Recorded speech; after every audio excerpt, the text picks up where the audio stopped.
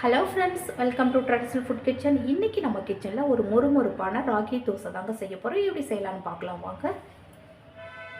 நான் ராகி தோசை செய்கிறதுக்கு ராகி மாவு நான் 1 கப் ராகி மாவு எடுத்திருக்கேன். இதை இந்த பவுலில் சேர்த்துடலாம். நான் எந்த கப்பால் ராகி மாவு எடுத்துருக்கோன்னா அதே கப்பால் தான் மற்ற பொருட்களை நம்ம எடுத்துக்கணும். இப்போ அதே கப்பால் 1/2 கப் அளவு நம்ம ரவை சேர்த்துக்கலாம். நீங்கள் வறுத்த ரவை, வறுக்காத ரவை எது வேணாலும் சேர்த்துக்கலாம்.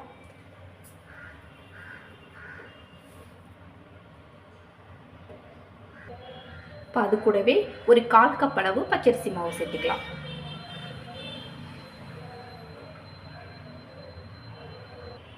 இப்போ தேவையான அளவு உப்பு சேர்த்துடலாம். இப்போ சேர்த்து நல்லா கலந்து விட்டுறலாம்.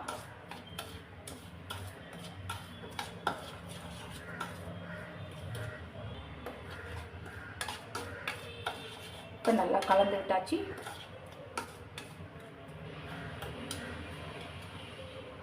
இப்போ நம்ம அதே கப்பால் ஃபஸ்ட்டு நம்ம ஒரு 3 கப் அளவு நம்ம தண்ணி சேர்த்துடலாம். இப்போ நான் 3 கப் அளவு நான் தண்ணி சேர்க்குறேன். அதே கப்பால்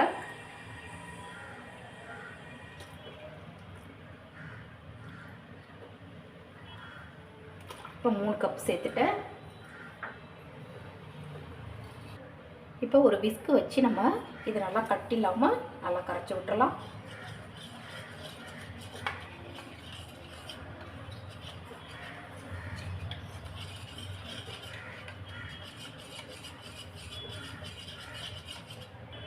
இப்போ இது நல்லா கட்டி இல்லாமல் நல்லா கரைச்சி விட்டாச்சு. நான் 3 கப் அளவு நான் தண்ணி சேர்த்துருக்கேன். நம்ம கொஞ்ச நேரம் விட்டதுக்கு பிறகு நம்ம ரவை சேர்த்துருக்கிறதுனால நல்லா ஊறி நல்லா திக்காயிடும். அதுக்கு பிறகு நம்ம 1 கப் சேர்த்துக்க போகிறோம். இப்போ இதில் ஒரு 1/2 டீஸ்பூன் அளவுக்கு ஜீரகம் சேர்த்துக்கலாம்.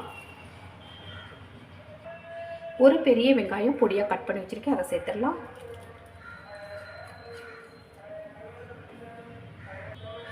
ஒரு துண்டு இஞ்சி நான் பொடியாக கட் பண்ணி வச்சுருக்கேன், அதை சேர்த்துடலாம். ஒரு பச்சை மிளகாய் பொடியாக கட் பண்ணி வச்சுருக்கேன், அதையும் சேர்த்துடலாம். பாதி கேரட் பொடியாக இந்த மாதிரி நான் துருவி வச்சுருக்கேன், அதையும் சேர்த்துடலாம். குழந்தைங்களுக்கு கொடுக்கும்போது உங்களுக்கு நல்லா டேஸ்டியாக சாப்பிடுவாங்க. கொஞ்சமாக நறுக்கிய கொத்தமல்லி, கருவேப்பிலை சேர்த்துக்கலாம். இது எல்லாத்தையும் நல்லா கலந்து விட்டுறலாம். இப்போ எல்லாம் சேர்த்து நல்லா கலந்து விட்டாச்சுங்க. பாருங்கள், ரவை ஊற ஊற கொஞ்சம் திக்காகுது பாருங்கள். இப்போ இது ஒரு 10 நிமிஷம் நம்ம அப்படியே இதை ஒரு மூடி போட்டு மூடி வச்சிடலாம்.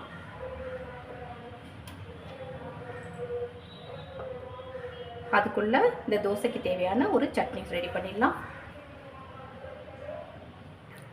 இப்போ சட்னி ரெடி பண்ணுறதுக்கு ஒரு பாத்திரம் வச்சுருக்கேன். அதில் 1 டேபிள் ஸ்பூன் அளவுக்கு எண்ணெய் சேர்த்துடலாம்.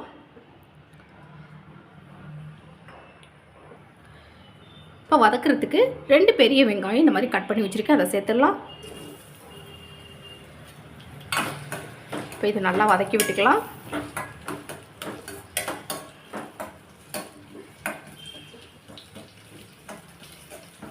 இப்போ நல்லா அது வதங்கிட்டு இருக்கட்டும். இப்போ இது கூடவே ஒரு 5 பூண்டு பல் சேர்த்துடலாம்.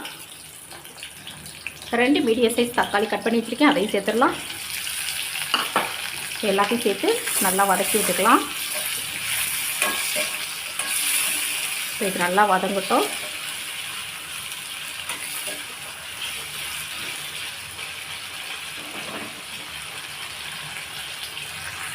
இப்போ இது கூடவே ஒரு 5-6 வரமிளகாய் சேர்த்துடலாம்.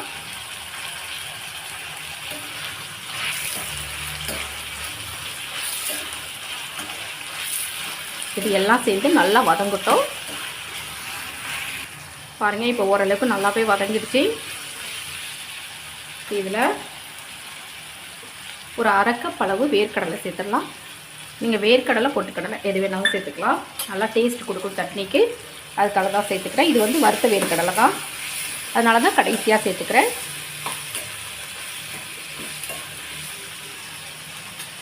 இது கூடவே ஒரு கொத்து கருவேப்பிலை சேர்த்துடலாம்.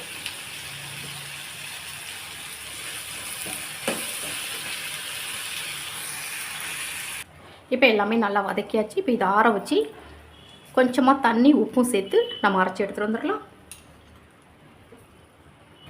பாருங்கள் சட்னி அரைச்சிட்டு வந்தாச்சு, உப்பெல்லாம் சேர்த்து அரைச்சிட்டு இப்போ இதுக்கு ஒரு தாளிப்பு மட்டும் கொடுத்துடலாம்.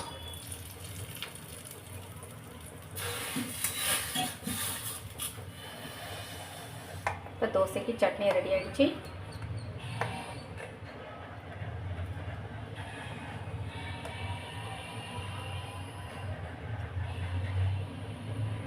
இப்போ இதை மூடி வச்சிடலாம். இப்போ நம்ம அதை 10 நிமிஷம் ஆயிடுச்சு. இப்போ திறந்து பார்க்கலாம். பாருங்க எல்லா மாவும் அடியில் அப்படி இந்த மாதிரி சேர்ந்து போயிருக்கும். இதை நல்லா நம்ம கலந்து விட்டுறணும். ஃபஸ்ட்டு நம்ம கலந்து விட்டுறலாம்.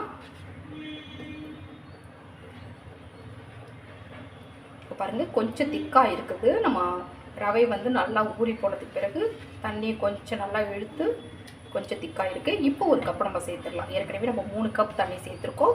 இப்போ ஒரு கப் சேர்த்துக்கலாம். இப்போ லாஸ்ட்டாக ஒரு கப் சேர்த்துடலாம். மொத்தமாக 4 கப் நமக்கு தண்ணி சேர்த்துருக்கோம். கரெக்டாக இருக்கும் 4 கப் தண்ணி. உங்களுக்கு இந்த தோசைக்கு வந்து மாவு வந்து உங்களுக்கு தண்ணியாக தான் இருக்கணும். அப்போ தான் நல்லா ஒரு மொறுமொறுப்பு தன்மையோடு வரும். பாருங்கள் இந்த அளவுக்கு இருக்கணும்.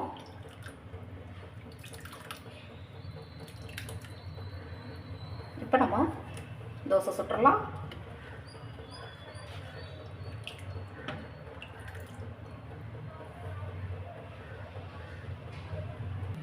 இப்போ தோசைக்கல் வச்சாச்சு. தோசைக்கல் வந்து உங்களுக்கு நல்லா சூடாக இருக்கணும். அப்போ ஊற்றினா தான் உங்களுக்கு நல்லா கிறிஸ்பியாக வரும். தோசைக்கல் வந்து நல்லா சூடாக இருக்குது. இப்போ நல்லா கலந்து விட்டுட்டு, ஏன்னா அடியில் போய் மாவு தங்கிக்கும், அதனால் நல்லா கலந்து விட்டுட்டு எடுத்து இந்த மாதிரி ஊற்றிடலாம்.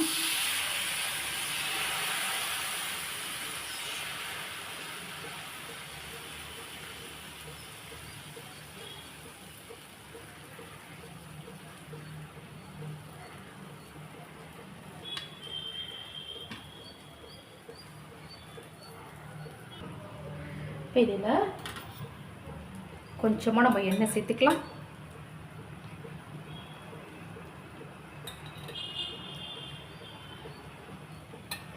இதை வந்து நீங்கள் வந்து தோசை நார்மலாக தோசை ஊற்றுற மாதிரிலாம் தேய்ச்சி விட முடியாது. இந்த மாதிரி தான் எடுத்து ஊற்றணும். நீங்கள் மேலெல்லாம் எடுத்து ஊற்றிட்டு இருக்கக்கூடாது. இப்போ அங்கேங்க இந்த மாதிரி தான் கொஞ்சம் துளைகள்லாம் இருக்க மாதிரி தான் தெரியும். அப்போ தான் உங்களுக்கு நல்ல ஒரு கிறிஸ்பியாக இருக்கும். இது வந்து நல்லா நமக்கு வந்து மொறுமொறுப்பாக வேகிற வரைக்கும் மேலே வந்து நமக்கே தெரியும், நல்லா ப்ரௌன் கலராக ஆகும். இது நல்லா வேகட்டும். இது நல்லா கிறிஸ்பியாக வேகிறதுக்கு கொஞ்சம் டைம் எடுத்துக்கும். நல்லா மொறுமொறுப்பாக வெந்துருச்சு. இப்போ இதை நம்ம எடுத்துடலாம்.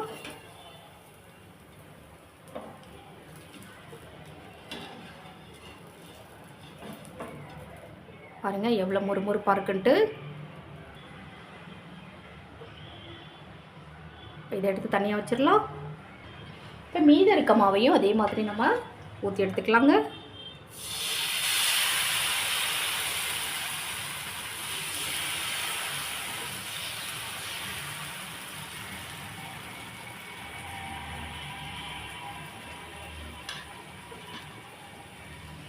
கொஞ்சமாக எண்ணெய் சேர்த்துடலாம்.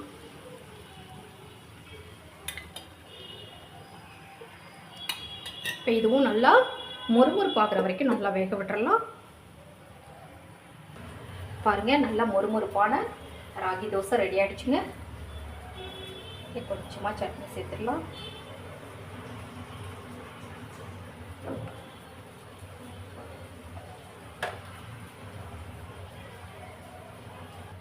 பாருங்கள் உங்களுக்கு பார்த்தாலே தெரியும் எவ்வளவு கிறிஸ்பியாக இருக்குது அப்படின்ட்டு.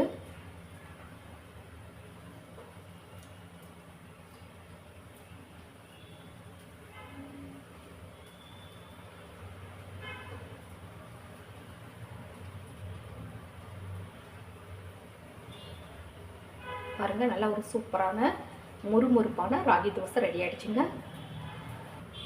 இந்த மாதிரி நல்லா மொறுமொறுப்பாக கேரட்லாம் சேர்த்து குழந்தைங்களுக்கு செஞ்சு கொடுத்தீங்க அப்படின்னா விரும்பி நல்லா சாப்பிடுவாங்க. ராகி சாப்பிடாதவங்க கூட இந்த மாதிரி செஞ்சு கொடுக்கும்போது நல்லா விரும்பி சாப்பிடுவாங்க. இந்த மாதிரி ட்ரை பண்ணி பாருங்கள். இந்த வீடியோ உங்களுக்கு பிடிச்சிருந்துச்சுன்னா மறக்காமல் உங்கள் ஃப்ரெண்ட்ஸ் ரிலேட்டிவ்ஸ் எல்லாருக்கும் ரொம்ப ரொம்ப ஷேர் பண்ணுங்கள், லைக் பண்ணுங்கள். நம்ம சேனலில் மறக்காமல் சப்ஸ்கிரைப் பண்ணி சப்போர்ட் பண்ணுங்கள் ஃப்ரெண்ட்ஸ். தேங்க்யூ.